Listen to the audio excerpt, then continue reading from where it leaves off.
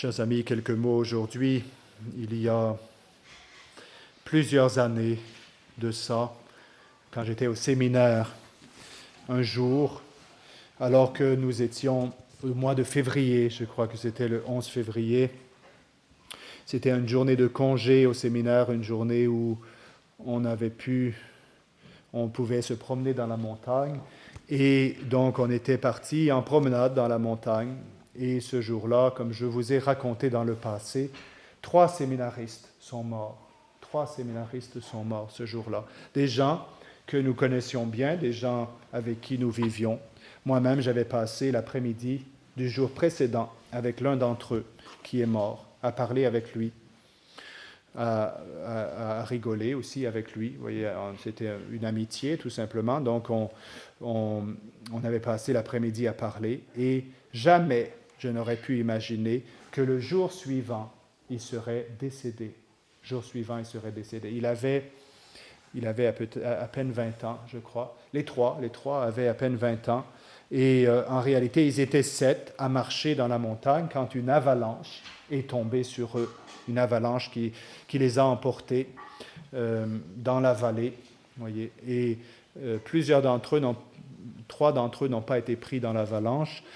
4 ont été pris dans l'avalanche et 3 sont morts. 3 de ceux qui étaient pris dans l'avalanche sont morts. Le dernier était à la surface, donc il pouvait encore respirer en attendant que les secours viennent. Mais c'était pour l'ensemble du séminaire, vous voyez, un immense choc. On était peut-être 70 jeunes hommes qui étudiaient ensemble pour devenir prêtres. Et tout d'un coup, 3 de nos compagnons, vous voyez, on allait enterrer dans les semaines qui suivaient 3 de nos compagnons qui étaient à peine dans la vingtaine. Alors, voyez, c'est une petite histoire que je vous dis pour vous rappeler, voyez, tout simplement la réalité de la mort. La réalité de la mort. On pense qu'on mourra quand on sera âgé. On pense qu'on mourra quand on sera épuisé de vivre, quand on n'en pourra plus de vivre. Alors qu'en réalité, il n'y a pas d'heure pour mourir. Il n'y a pas d'année, il n'y a pas d'heure. Chacun de nous, nous dit la Sainte Écriture, devrait vivre comme s'il devait mourir. Comme s'il devait mourir. Alors imaginez le matin, encore une fois, se lever le matin et puis se dire en se levant le matin, aujourd'hui je vais vivre comme si je devais mourir, comme si je devais mourir avant la fin de la journée. Avant la fin de la journée. Quelle vie différente nous aurions, combien nous vivrions d'une façon différente si nous avions cette pensée de la mort constamment dans notre âme. Alors, ce temps du carême, qui est un temps de pénitence, qui est un temps de mortification, est aussi un temps pour nous rappeler de la mort et prendre les décisions qui sont sages dans notre vie. Décisions principalement, je dirais, d'éviter les occasions de péché qui sont dans notre vie, les occasions de péché qui ne sont pas nécessaires. Beaucoup d'entre nous, malheureusement, vivons et acceptons aujourd'hui des occasions de péché dans notre vie qui ne sont pas nécessaires. Et nous mettons notre âme en danger de mort éternelle. Oui, déjà, il y a des occasions qui ne sont nécessaires. Nous sommes obligés de vivre dans ce monde. Les gens sont mauvais, les gens sont tombés dans l'apostasie, les gens ont perdu la foi, les gens vivent dans le péché, cherchent à nous inciter à pécher. Alors, il est déjà très facile pour nous de tomber dans le péché. Alors imaginons si nous-mêmes, nous ajoutons dans notre vie des occasions de péché, nous sommes presque certains que nous allons nous damner.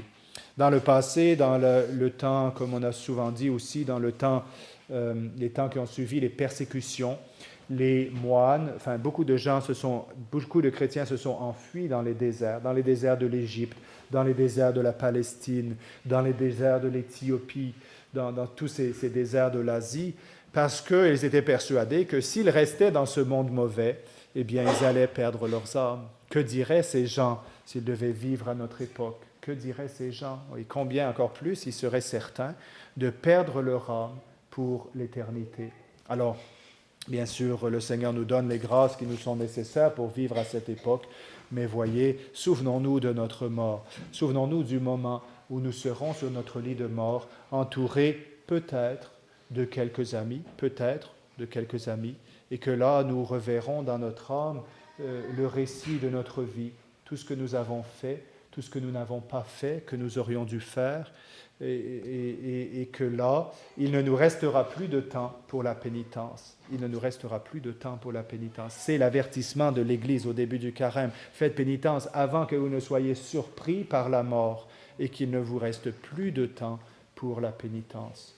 Alors recevons ces paroles de sagesse, ces paroles d'amour vraiment de notre Mère la Sainte Église qui nous dit avec amour à nous ses enfants, voyez, prenez le sac et la cendre, voyez, faites pénitence avant que surpris par la mort, il vous manque de temps pour faire pénitence.